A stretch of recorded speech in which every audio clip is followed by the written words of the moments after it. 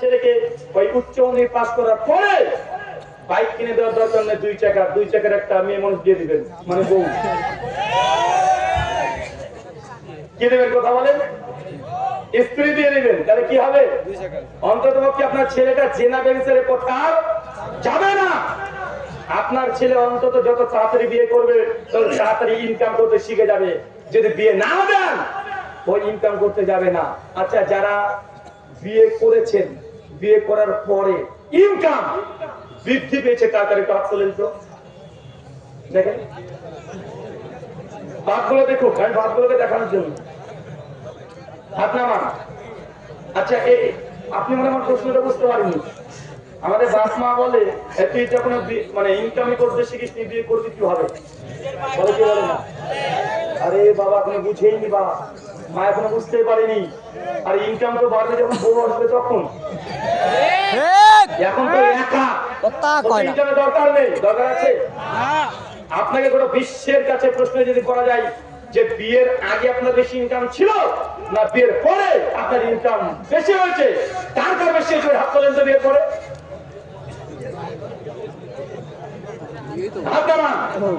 আচ্ছা, কার কার বিয়ের পর ইনকাম কমে গেছে হাত তোলেন।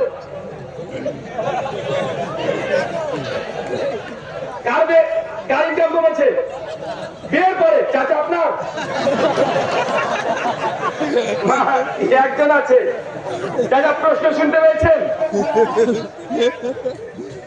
চাচা, যদি শান্তি আসার কারণে ইনকাম কমে যায়, বাচ্চা কয়টা?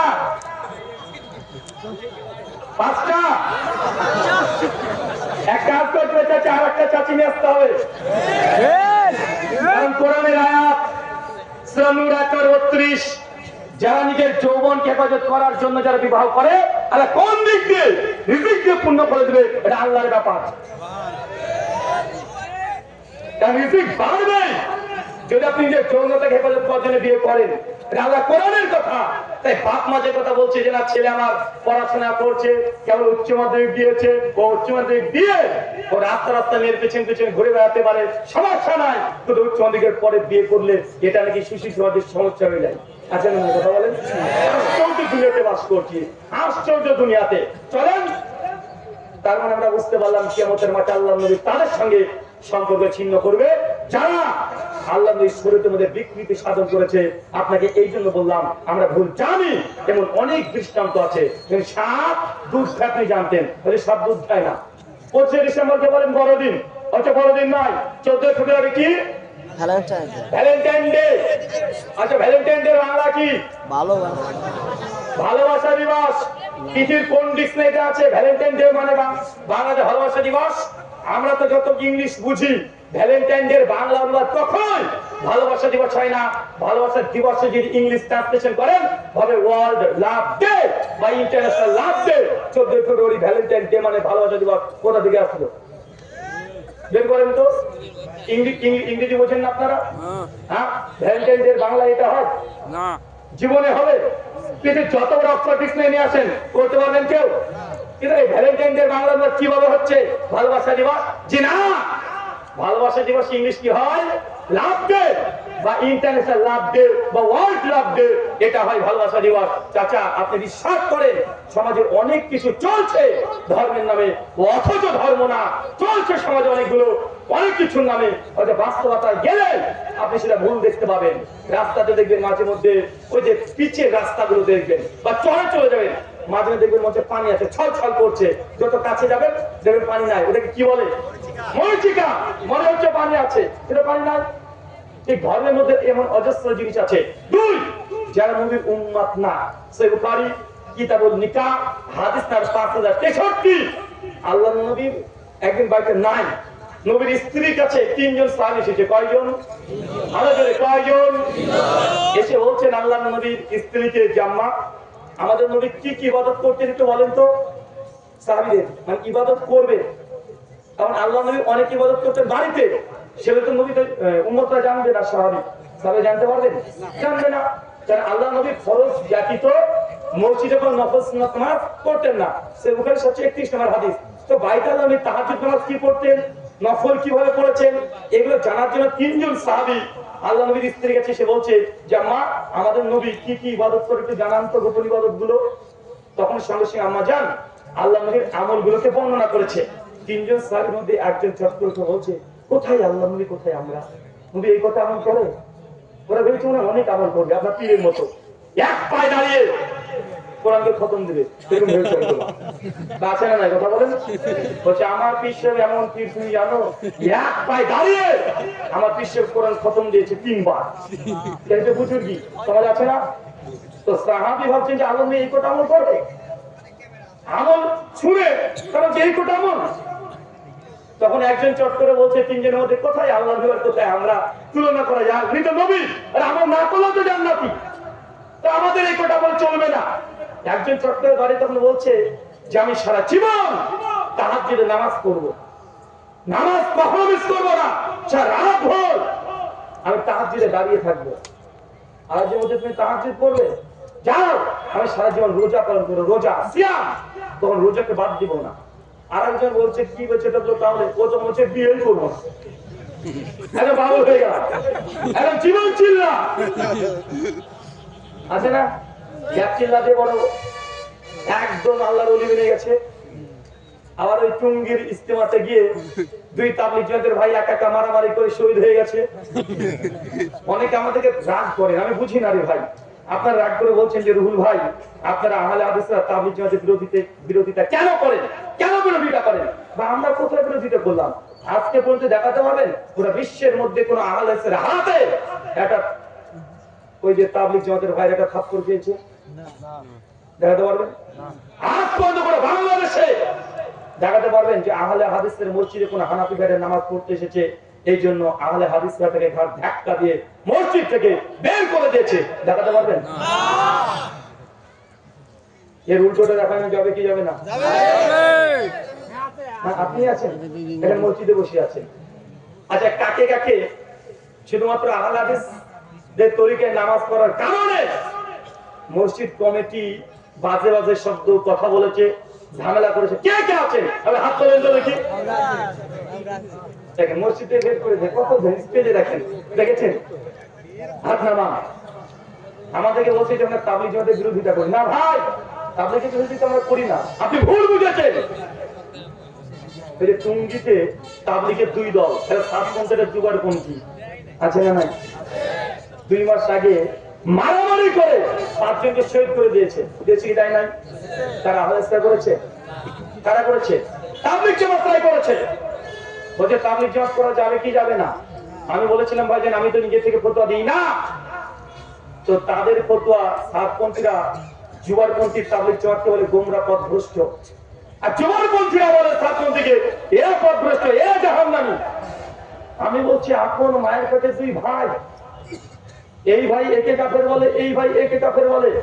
আমি তো তৃতীয় পক্ষ, বাড়ির বাইরেকার মানুষ, আমি ভাই ফতোয়া টুটো দিতে পারবো না, আমার সাদা মনে ভাই কাদা নাই, তা আমি নতুন ফতোয়া দিতেও চাই না। তো 2 ভাই যখন 2 ভাইকে কাফের বলছে, আমি তখন বলছি তোরা 2 ভাই ঠিক কথাই বলছিস, যা দুজনই গোমরা। ভাইটা আমার ফতোয়া দিয়েছি, আমি স্পেশাল কোনো কথা বানিয়েছি? ওরা একে অপরকে পথভ্রষ্ট কাফের বলছে, আমি তো তাদের কথায় সম্মতি দিয়েছি।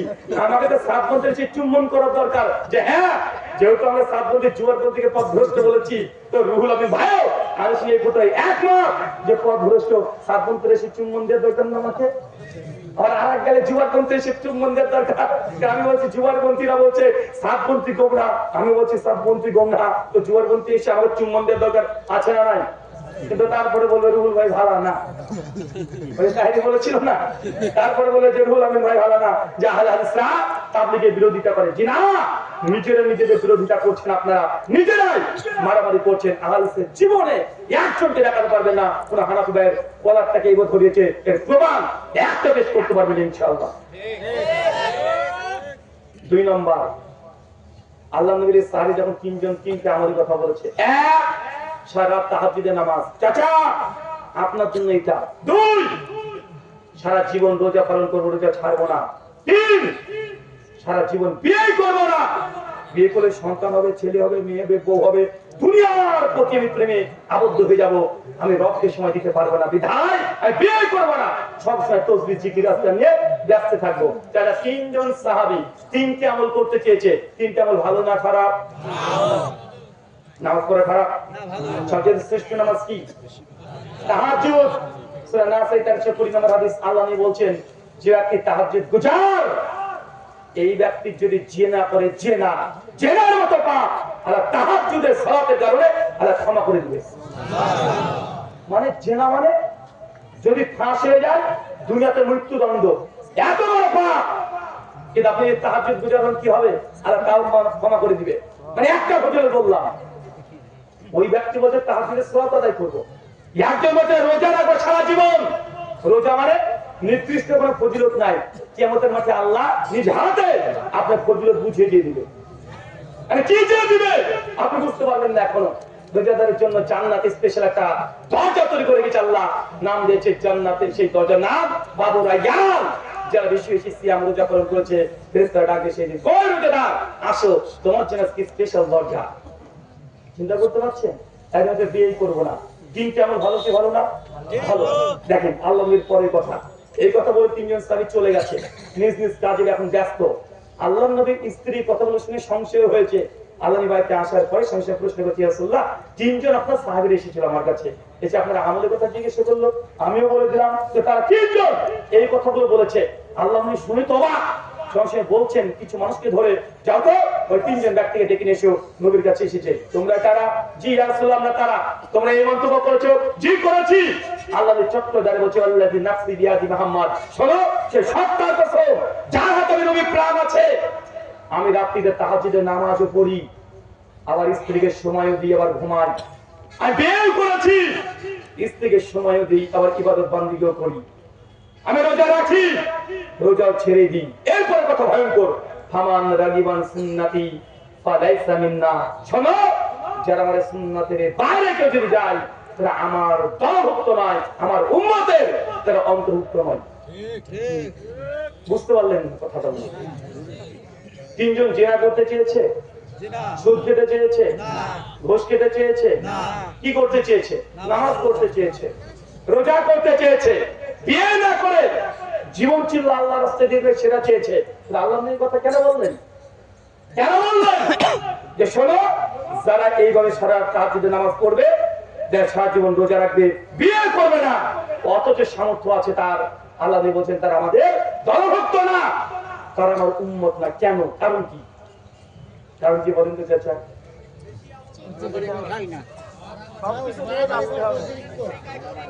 এই দেখেন সহিহ বুখারী কিতাব নিকার ৫৬৩ নম্বর হাদিস, সহিহ মুসলিম ১৪০১ নম্বর কিতাব তালাক, মিশকাত হাদিস ১৬৫ বিভিন্ন জায়গায় এই হাদিসটা আসছে। তার মানে সারা রাত তাহাজ্জুদ নামাজ পড়া জায়েজ না নাজায়েজ? কেউ যদি ব্যতিক্রম একদিন দুই দিন পরে ঠিক আছে, কিন্তু বুজুর্গি দেখাতে গিয়ে হ্যাঁ সারা রাত ধরে এক পায়দানে তাহাজ্জুদের নামাজ পড়বো, এই পীর না, এই শয়তান। এটা যদি বুজুর্গি হতো তা আল্লাহ নবী আগে করতেন। এটা যদি বুজুর্গি হতো, আবু বকর করতেন, ওমর করতেন, ওসমান করতেন, আলী করতেন। তুই কত বড় বুজুর্গ, তুই আবু বকর চেয়ে বুজুর্গ হওয়া সম্ভবই নয়। নবী যেমন করে নাই, আপনি যত বুজুর্গি দেখছেন, যদি মনে করেন যে সারা রাত তাহাজ্জুদের নামাজ পড়বো, আল্লাহ বলছেন ফালাইসা মিন্না, সে আমাদের দলভুক্ত না। কিন্তু আপনি তো বলে মনে করেন। চলেন দেখাই আপনাদের কুষ্টিয়া বিশ্ববিদ্যালয়ের ইসলাম এবং সাহিত্য 38 নম্বর পৃষ্ঠাতে পরিষ্কার লেখা আছে, ক্লাস 7 এর বই। বলছে আমাদের ইমাম আবু হানিফা রাহিমাহুল্লাহ, তিনি এশার নামাজে ওযু করতেন, একদম ফজর পর্যন্ত ওযুকে টিকিয়ে রেখে দীর্ঘ 40 বছর নামাজ পড়েছে। এটা কষ্ট হলেন? 40 বছর তিনি রাত্রিরাতে এক ওযু টিকিয়ে রেখে কি করেছে? নামাজ পড়েছে। আর 50 বছর রোজা রেখেছে দিনের বেলায়। 80 বার হজ করেছে। বয়স তার 80, নিজের জন্ম 150 এর মৃত্যু, বয়স হচ্ছে 70 বার, হজ করেছে 100 বার। হজ কি বছর 2 বার করে যায়? কিভাবে করলো? হিসাব তো ধরে নেছে যে হজ বছরকে 2 বার হওয়ার খরচ। ও যদি বলে উমরা ঠিক আছে, কিন্তু হজ কি হবে? কথা বলেন। আবার বলছে এশার সময় ওযু করে মসজিদে ঢুকে পড়তেন, এশার নামাজ পড়ে সারা রাত তার অজু ভাঙতো না, এবং ফজরের নামাজ পড়তো, তারপরে বাড়িতে আসতো। মানে মাঝখানে অজু ভাঙেনি, মানে ফুসফাস কিচ্ছু হয়নি। একটা দুইটা দিন না, কিন্তু কয়দিন? 40 বছরে বাবা। আচ্ছা ধরলাম আল্লাহর ওলি, তাদের মতো খাবারের চাহিদা ছিল না, আমাদের মতো এই নোংরা নোংরা খাবারও খায় না, চপ পেঁয়াজি খায় না, সেই সময়কার ওই জিনিসগুলো খেয়েছে, গ্যাসটা প্রবলেম কম ছিল। হাগু পটে কি চাপবে না, ধরে 40 বছর চাপে না। যান 40 বছর কি স্ত্রীর কাছে যাওয়া লাগবে না? স্ত্রী হঠাৎ নাই বলতে পারেন হুজুর স্ত্রীর কাছে কি শুধু রাত্রেবেলা যেতে হয় নাকি, দিনে কাজ নাই? দিনে হবে না? হবে তো, কিন্তু হুজুর যে বই লিখে রেখেছে যে 50 বছর দিনের বেলা রোজা রেখেছে, দিন শেষ। দিন শেষ হলো না? দিন শেষ। আচ্ছা আমার এগুলো প্রশ্ন নাই, আমার মূল প্রশ্ন এটা দুটো করছি, একটু আপনারা উত্তর দিতে চাচ্ছেন। একজন ব্যক্তি অজু করেছে, অজু করে যদি ঘুমিয়ে যায়, অজু আসে না গেছে? অজু অবস্থায় ঘুমিয়ে গেলে অজু থাকবে না, অজু ভেঙে যাবে। হানাফি, শাফি, মালিকি, হাম্বলি, দেওবন্দি, বেরেলভি, জামাত ইসলামী, চরমনাই, এনাফপুরি, জৌনপুরি, রাজারবাগী, ফুলতলি, দেওয়ানবাগী, আটরশি, যতগুলো দল মাযহাব ফিরকা যা আছে সবার একমতে অজুরত অবস্থায় কেউ যদি ঘুমিয়ে পড়ে তার অজু থাকে না, অজু ভেঙে যায়। এটা একমত আমরা সকলে? চাচা তাহাজ্জুদের নামাজ, তাহাজ্জুদ মানে কি? ফাতাহাজ্জাদ বিহা, সূরা বনী ইসরাঈল 179। তাহাজ্জুদ কাকে বলা হয়? যে নামাজ মানে ঘুম থেকে উঠে পড়ে, সেটা কি বললাম বলেন তো? তাহাজ্জুদ মানে কি? ঘুম থেকে উঠে পড়ার নাম হচ্ছে তাহাজ্জুদ। তবে তাহাজ্জুদের জন্য কি শর্ত? ঘুম শর্ত। ঘুম শর্ত না, তাহাজ্জুদের কি শর্ত? ঘুম শর্ত। 12 রায় 5ম খণ্ড কিতাবুল লাইল পৃষ্ঠা 276 পরিষ্কার লেখা আছে, কেউ যদি সারা রাত জেগে থাকে, মাঝখানে ঘুমায় নাই, কিন্তু যদি নামাজ পড়ে ওটা তাহাজ্জুদ হবে না, নফল নামাজ হবে। কি নামাজ হবে? তা নফল। কারণ তাহাজ্জুদের জন্য ঘুম শর্ত। আমার সাদা মনে সাদা প্রশ্ন, চাচা তাহাজ্জুদের জন্য কি শর্ত? ঘুম শর্ত। ঘুমালে কি থাকে না? তো ইমাম আবু হানিফা রাহিমাহুল্লাহ 40 বছর রাত্রিবেলাতে তাহাজ্জুদ পড়েনি গো। তাহাজ্জুদ হবে তাহলে না? তাহাজ্জুদ, আরে ভাই তাহাজ্জুদের ঘুম শর্ত, আর ঘুমালে তো অজু গেছে। এইসব কিছু বদ মানুষ, কিছু ভণ্ডরা আছে, ইমাম আবু হানিফার নামে মানে বাড়াতে তাকে উঁচু করতে গিয়ে তার তাহাজ্জুদ বাতিল করে দিয়েছে। মানে একটা কথা প্রচলিত আছে না, চোর চুরি করলে জুতো ফেলে ছুঁয়ে পালায়, আর ওই জুতো ধরার কাজটা হচ্ছে আমাদের, ওটা সবাই ধরবে না। আমার কথা হচ্ছে এইটা, এরা হচ্ছে অজু টিকাতে গিয়ে, অজুর ফজিলত দেখাতে গিয়ে তাহাজ্জুদ বাতিল করে দিয়েছে। হয় তাহাজ্জুদ পড়েছে, যে তাহাজ্জুদ পড়ে অজু করেনি, অজু ভেঙে গেছে, অজুর এই ঘটনা জান মিথ্যা আছে বলে না। আরে অজু ছিল 40 বছর, 40 বছর তাহাজ্জুদ পড়েনি। আমি কোনটা নিবা? তুমি প্রথম নিলে এটাও ভালো, আর দ্বিতীয়টা নিলে মহাবিপদ। যা নিবেন আপনি তাই নিতে পারেন। অথচ এই হাদিস আমি এই কথাই বলি যে আল্লাহ নবী বলেছেন, যে ব্যক্তি সারা রাত তাহাজ্জুদের নামাজ পড়ে ফালাইসা মিন্না, তার আমার দলভুক্ত নয়। ইমাম আবু হানিফা এই হাদিসটা জানতেন না? জানতেন যে তার নামে এরা মিথ্যা কথা রচনা করে দিয়ে গেছে। বলছে আমাদের পীর আব্দুল কাদের জিলানী রাহিমাহুল্লাহ আমাদের নবী প্রসঙ্গে বলছেন, বাইজিদ বুস্তামির জীবনী লিখছেন তাসফিয়াতুল আউলিয়ার মধ্যে 2য় খণ্ড 427 থেকে 30 নম্বর পৃষ্ঠায়, ওখানে লিখছে যে মুসা নবী আল্লাহকে দেখতে চেয়েছে, আল্লাহ দেখা যায় না। কিন্তু ইমাম আবু হানিফা রাহিমাহুল্লাহ আল্লাহকে 99 বার দেখেছে। কতবার?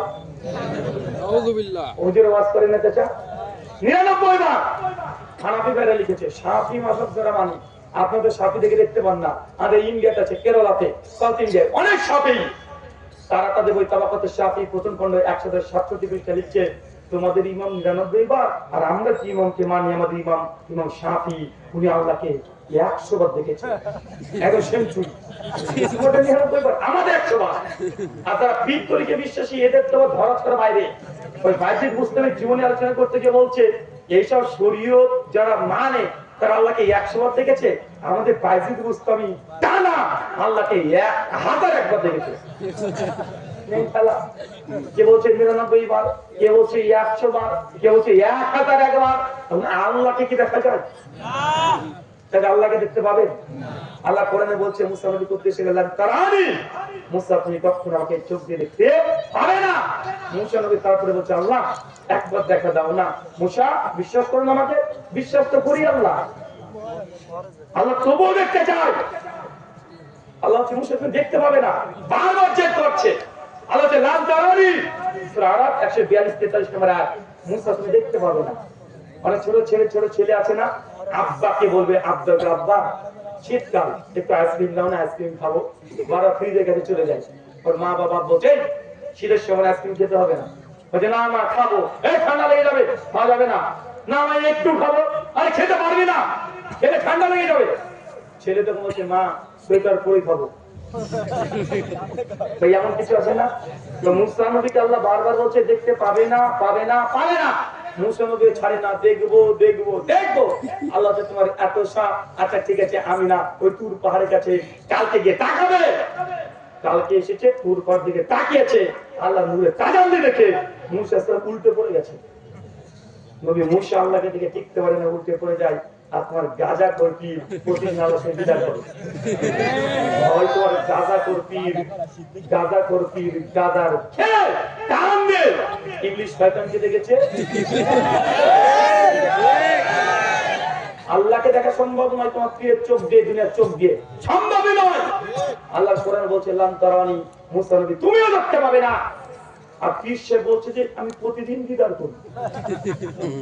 এই যে আমার যেখানে বাড়ি মুর্শিদাবাদ, বাড়ি হচ্ছে জলঙ্গি, 2 কিলোমিটার পরে পড়ে যায় নদিয়া। আপনার এদিক থেকে নদিয়া পড়ে না? নদিয়া। তো হুগল বাড়ি বলে একটা জায়গা আছে, ওই জায়গাতে পাশাপাশি দুটো মন্দির আছে, একটা হচ্ছে কালী মন্দির আর একটা দুর্গা মন্দির। কালীর আবার অনেকগুলো রূপ আছে, কিছু আছে শ্যামা কালী, মানে নীল বর্ণের একটা কালী আছে না, অনেক বড় হয়।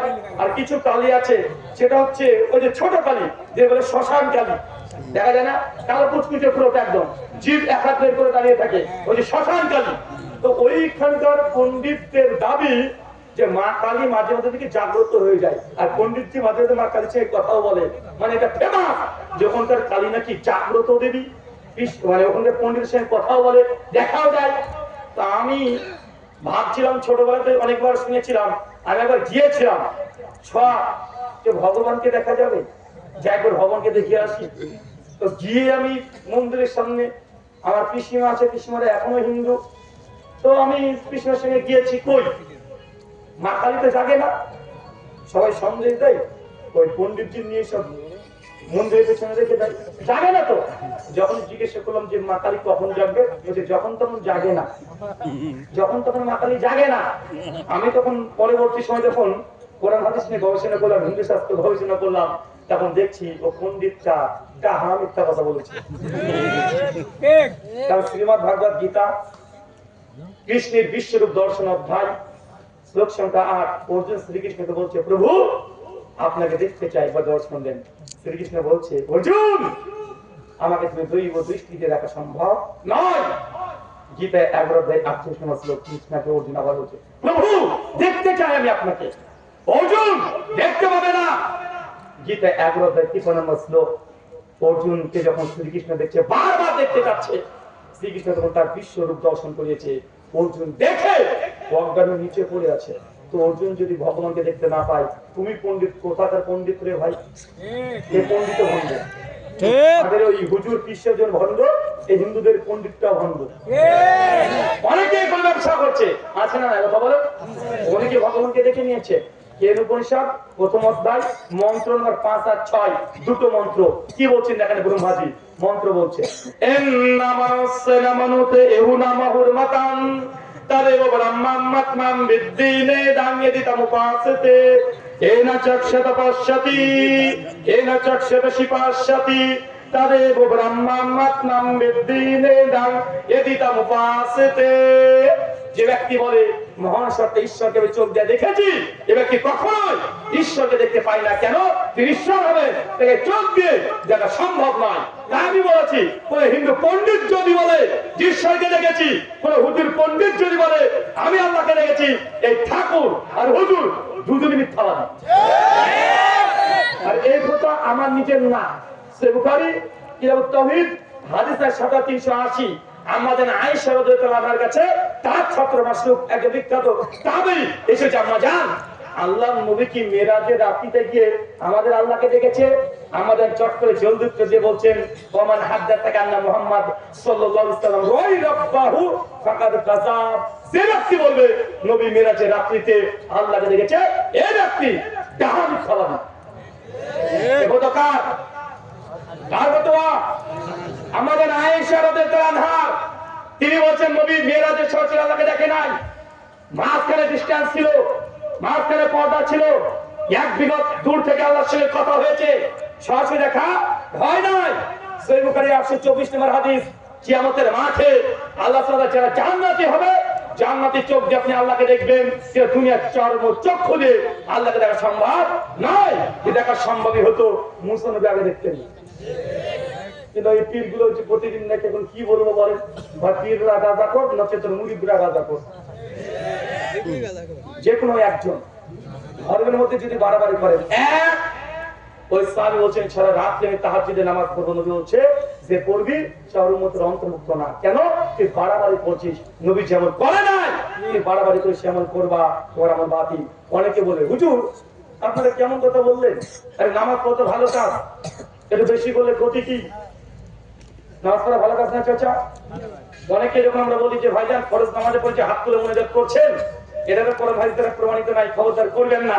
তখন বলবে আরে ভাই হাতই তো তুলেছি, পাঁচ হাত তুলি নাই। আরে আল্লাহর কাছে তো চেয়েছি, দুর্গার কাছে তো চাই নাই। এমন পাবলিক আছে না নাই? চাচা ভালো কাজ বেশি ভালো ভালো নয়, সুন্নাতে খাতনা দেয়া ভালো কাজ না খারাপ কাজ। কেউ যদি ভালোবেসে একটু বেশি করে করে দেয় কি হবে? বলছে ভালো কাজ একটু বেশি করলে ক্ষতি কি? চাচা মাগরিবের নামাজ প্রতিদিন কত রাকাত খরচ? যদি 4 রাকাত ভালো কাজ করে দিই কেন হবে না? নামাজই তো পড়েছি, আল্লাহকে তো সিজদা দিয়েছি, দুর্গাকে তো সিজদা দেয় নাই, তো যদি 4 রাকাত মাগরিব নামাজ পড়ে হবে না কেন? আচ্ছা প্রতিদিন কত রাকাত নামাজ খরচ? 17 রাকাত। জুমার দিনে কত খরচ? টোটাল কত হলো? 15। আর কোন আল্লাহর ওলি যদি সে বলে নামাজ পড়তে ভালো কাজে বাবা প্রতিদিন জোহর 4 রাকাত করি, আসো আজকে জুমার নামাজ 4 রাকাত পড়বো, তাহলে নামাজ পড়বেন? কেন পড়বেন না? নামাজ পড়া ভালো না খারাপ? ভালো কাজ। 4 রাকাত তো প্রতিদিনই জোহর করেন, জুমার দিনে তো ছুটির দিন, এটা 2 রাকাত বেশি বললে ক্ষতি কি? আপনি বারবার যে বলছেন এটা হাতই তো তুলেছি, তুললে ক্ষতি কি? দোয়া করবো হাত না তুললে হয়? চাচা দোয়া মানে হাত তুলো না, যদি তাই হয় পায়খানা করে ঢোকার সময় দোয়া আছে না নাই? এটা হাত তুলবেন, ওটা দোয়া না? পছন্দ লাগে না দোয়াটা? সবচেয়ে শ্রেষ্ঠ দোয়া কোনটা জানেন? যেমন স্ত্রীর কাছে যাচ্ছেন, একটা দোয়া আছে না? কে কে দুই হাত তুলে শেষে দোয়া করে, একটু হাত তুলেন তো দেখি। উল্টো বুঝেছে। আর স্ত্রীর কাছে গিয়ে দোয়া আছে না নাই? তো ওই দোয়াতে হাত তুলেন না কেন? রাত 12টার পরে হুজুরকে ফোন করে, হুজুর বাড়ির পেছনে আপনি চলে আসেন, এখন চলে আসেন। কেন? আপনি যে বলেছেন 2 হাত তুলে দোয়া না করলে আল্লাহ কবুল করবেন না, তো আসেন আমরা দোয়া করবো, আপনি বাড়ির পেছন থেকে দোয়া করবেন, আমরা দুজন আমি করবো ভেতর থেকে, তারপরে হাত তুলে আসবেন কিনা। তো মানেই যে হাত তুলে ভেবে দিয়েছেন। পায়খানা করতে বের হাত দোয়া আছে না নাই? মসজিদে ঢোকার দোয়া আছে না নাই? কি হাত তুলেন? মসজিদ থেকে বের হাত দোয়া আছে না নাই? কি হাত তুলেছেন? পোশাক পরা দোয়া আছে না নাই? কি হাত তুলেছেন? যখন আপনি গাড়িতে উঠছেন দোয়া আছে না নাই? কি হাত তুলেন?